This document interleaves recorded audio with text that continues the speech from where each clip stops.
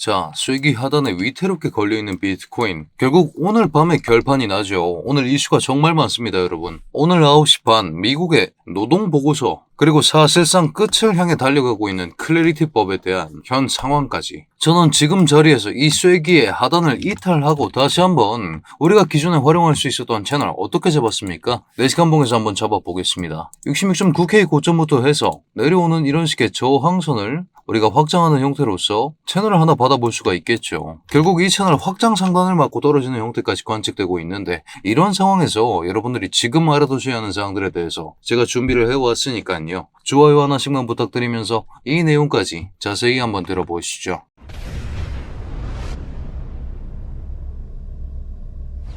반갑습니다. 현명하게 매매하자. 코인인사이트의 현우 트레이더 인사드립니다. 자, 클래리티법 벌써부터 브레이크가 걸리고 있죠. 공화당 상원 의원의 반대표까지 한 표에서 2표로 늘어나 있는 상황입니다. 이뿐만이 아니라 조시 홀리, 마찬가지로 공화당 상원 의원인데 클래리티법을 반대하고 나섰죠. 사실상 클래리티법 또한 파국으로 치닫고 있고, 지금 시점에 시장은 수렴의 끝을 향해서 달려나가고 있습니다. 하지만 저는 감히 말씀드리겠습니다. 오늘 17시가 지나고 나면 비트코인 64K를 받쳐주고 있었던 그 지지력은 완전히 상실된다, 이렇게 말씀을 드리고 싶습니다. 이렇게 말씀을 드리는 이유가 뭐냐, 오늘 20억 불 상당의 비트코인 옵션 만기가 찾아올 예정이고, 이 옵션이 거래소의 입장이 상당히 많이 반영된 이 옵션의 가장 중요한 맥스페인 가격대 자체가 64K라는 것이죠. 여기에 대해서 자세히 한번 알아보겠습니다. 여러분, 지금 시점 보시는 차트는 데리비트에서 제공하는 옵션 미결제 약정입니다. 오늘 17시에 비트코인 가격이 얼마가 되었건 간에 70K 콜 옵션은 비트코인을 70K로 매수할 수 있는 권리를 의미합니다. 만약에 지금 비트코인이 645에서 사실상 멈춰있는 상황인데 이대로 마감을 한다고 치면 이 콜옵션은 그냥 휴지 조각이 되는 거죠. 굳이 64.5K짜리를 70K에 살 이유가 없어지니까 말입니다. 하지만 반대로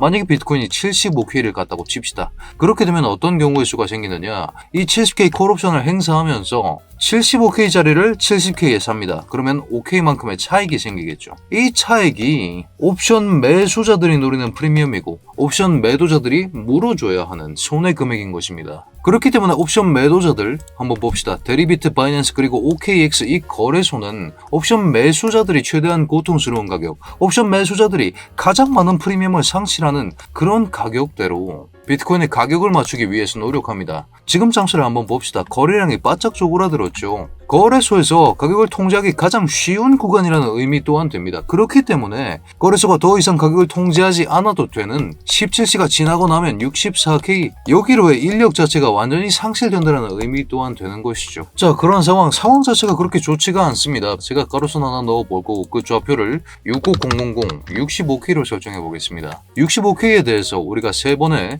도전을 했습니다만 모든 도전이 다 실패하면서 각각의 도전마다 점점 더 낮아지는 고점들이 출현하고 있습니다. 우리가 파동을 배제하고 얘기를 한다고 하더라도 다우 이론상 고점이 낮아지고 있고 저점 또한 더 낮은 저점들이 출현하고 있다. 하락 추세로의 전환을 우리가 얘기해 볼 수 있는 시점이 되었다. 수렴의 끝이 다가와 있고, 그리고 그 수렴의 끝이 지금 정말 높은 확률로 하락 발산으로 이어질 것이다. 이런 말씀을 드리고 있는 것입니다. 그런 생각으로 맥스페인 64K, 실질적으로 클래리티는 빠가리 난 게 맞고 하락 파동이 남았다. 수렴의 끝자리까지 우리가 다가와 있기 때문에 오늘 밤에 우리가 지금까지 끌고 오고 있었던 이 쇼 포지션의 결과가 나올 것이다. 이렇게 말씀드린 후에 여러분들께 브리핑 드리기 위해서 지금 녹화를 켜 있는 상황입니다. 파동에 관한 이야기도 약간 섞어보겠습니다. 왜 제가 지금 자리에서 지속 가능한 상승을 말씀드릴 수가 없느냐, 66.9K에서부터 내려오는 이 하락 파동의 끝을 절대로 파동상으로는 얘기할 수가 없기 때문입니다. 여러분 한번 해보시죠. 우리가 66.9K부터 만약에 여기서 새로운 파동이 내려오고 있다라고 간주를 했을 때 가장 먼저 해봐야 되는 게 임펄스입니다. 임펄스 카운팅을 해봤을 때 이 형태를 가져갈 수밖에 없겠죠. 자, 이 카운팅의 문제가 뭡니까? 1파의 극점을 4파가 간섭한다. 그렇기 때문에 우리는 어떤 형태를 차용했습니까?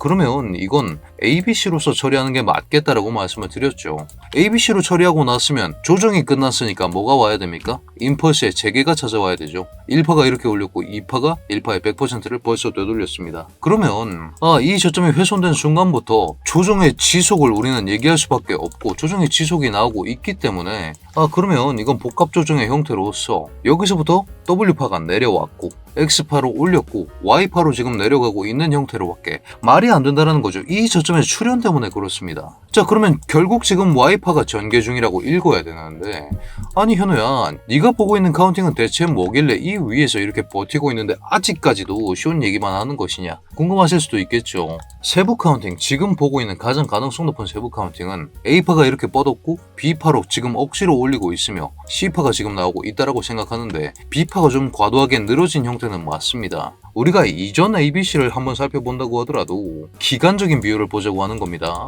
A파에 비해서 여러분 B파가 어떤 비율을 가져왔느냐, 보통 A파보다 더 짧게 나오는 게 보편적인 형태는 맞습니다. 하지만 지금 시점의 B파는 어떻게 나오고 있습니까? 지금 시점의 B파는 A파에 비해서 오히려 2배 이상 늘어지고 있는 형태가 나오고 있다. 우리는 B파의 끝을 의심해 볼 수 있는 단계가 되었다. 그리고 그 다음 남은 결국 이 C파 하락으로서 그 끝을 장식할 것이다. 이렇게 말씀을 드리고 싶은 시점인 거고, 결국 문제는 정말로 늘어진 이 B파가 지금 우리를 지치게 하고 말라버린 거래량으로서 비트코인의 방향성 상실을 이야기하고 있다. 그렇기 때문에 저는 이 늘어진 B파를 어떻게 카운팅하고 있느냐, 여기서부터 B파가 올라가겠죠. 저는 B-A파가 이렇게 올라갔다고 생각하고 있습니다. B-B파가 확장 플랫으로 이렇게 쏟았다라고 얘기하고 싶고, 그 다음 B-C가 지금 엔딩 다이아고날로서 이렇게 길게 뻗고 있는 형태라고 간주하고 있습니다. 그렇게 생각해 보았을 때 우리는 이런 형태의 쐐기 형태까지 하나 잡아볼 수가 있겠죠. 이 쐐기의 하단에 대한 이탈까지 지금 우려되고 있는 상황이기 때문에 제가 이런 자리에서 지속적으로 롱을 잡을 수가 없다. 지금은 이게 B파가 늘어지고 있는 거고, 그 다음 C파 하락이 찾아올 가능성이 굉장히 높고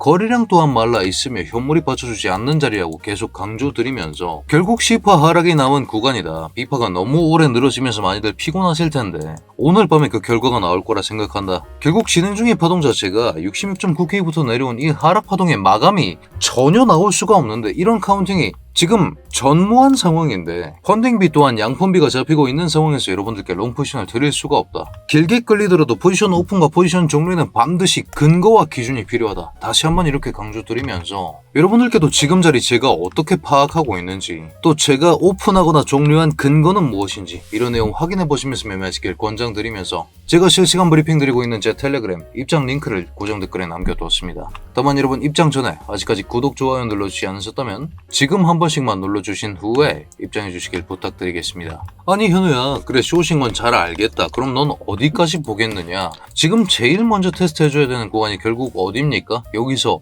이 웨지의 하단이 무너지면서 제일 먼저 테스트 들어가야 하는 구간은 결국 이 66.9K부터 잡혀있었던 이런 식의 하락 채널로의 회귀입니다. 여기 상단에 대해서 첫 번째로 테스트를 해줘야 하는 구간이라는 거죠. 어떤 형태로든 내려 빼면서 63.4K까지 내려 뺄 가능성이 정말 높고, 여기에 또 뭐가 잡혀 있습니까? 4시간 봉상에서 여러분들께서도 확인할 수 있다시피 최근에 가장 큰 거래량이었죠. 큰 거래량 나와주면서 이런 식으로 직전 거리와 직후 거리가 만나지 못하면서 형성된 지지 구간이 한 자리 생성되었습니다. 우리는 이 지지 구간의 이름을 FVG라고 합니다. 여기서 첫 번째 지지가 발생 가능하겠죠. 하지만 제가 바라보고 있는 C파 하락은 여기서 고작 멈출 것은 아니다. 여기서 브레이크가 걸릴 수는 있겠지만 여기 정도 뚫고 내려갈 가능성이 정말 높다. 오히려 큰 그림으로 봤을 때 이걸 트랩으로 간주한다면 여기까지 채널 상단에 대한 트랩 이후에 채널 하단으로 체크해주는 그런 식의 움직임까지 지금은 열어놔야 하는 기점이다. 이렇게 강조를 드리면서 628에서 636 이 구간에서 한번 튕겨주는 건 충분히 가능하다고 바라보고 있습니다. 하지만 이 하락파의 끝은 이보다 더 아래 구간이 될 것이다. 이렇게까지 늘어지면서 결국 65K를 못 올라타고 고점 갱신 또한 못해주는 형태로서 이렇게 오래 늘어졌습니다. 실망 매물, 투매 매물을 생각하면 고작 여기서 멈출 것 같지는 않다. 여기까지 말씀드릴 수 있을 것 같습니다.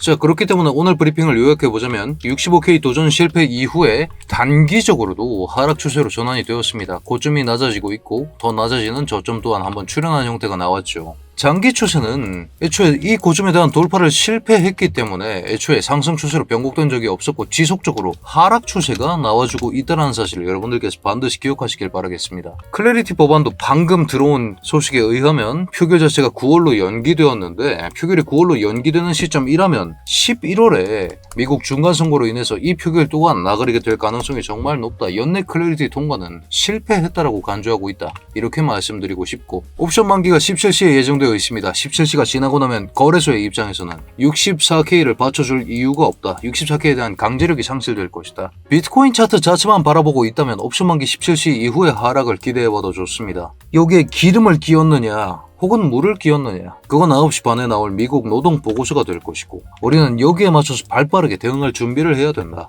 쐐기 하단에 대한 이탈까지 직전인 상황이고 파동상으로도 WXY 66.9K부터 내려온 그 하락 파동의 마감은 절대로 선언할 수가 없는 상황이기 때문에 그럼에도 나는 롱을 받아보고 싶다. 628에서 636 이 구간 자체가 좋은 구간이죠. 4시간 봉상에서 잡을 수 있었던 이 채널의 상단까지 저항선으로 잡겠습니다. 지금 지지선으로 바뀐 이 선까지 지금 여기에 대한 이탈 이후에 여기서 튕겨줄 가능성은 있다. 하지만 B파 자체가 엔딩 다이아고날로 끝이 난다면 C파가 강할 가능성이 정말 높다는 생각으로 여기까지 뚫리는 걸 저는 상정해 놓고 대응할 생각입니다. 자, 오늘은 여기까지 말씀드리면서 여러분들 확인하셔야 되는 내용들은 제가 텔레그램 통해서 최대한 빨리 공유드릴 예정 중에 있으니까요. 여러분 오늘 분석도 마음에 드셨다면 댓글로 굿 한 글자씩만 부탁드리겠습니다. 자, 그렇다면 코인인사이트 구독자 여러분들 모두 성투하는 좋은 하루 되시길 바라겠습니다.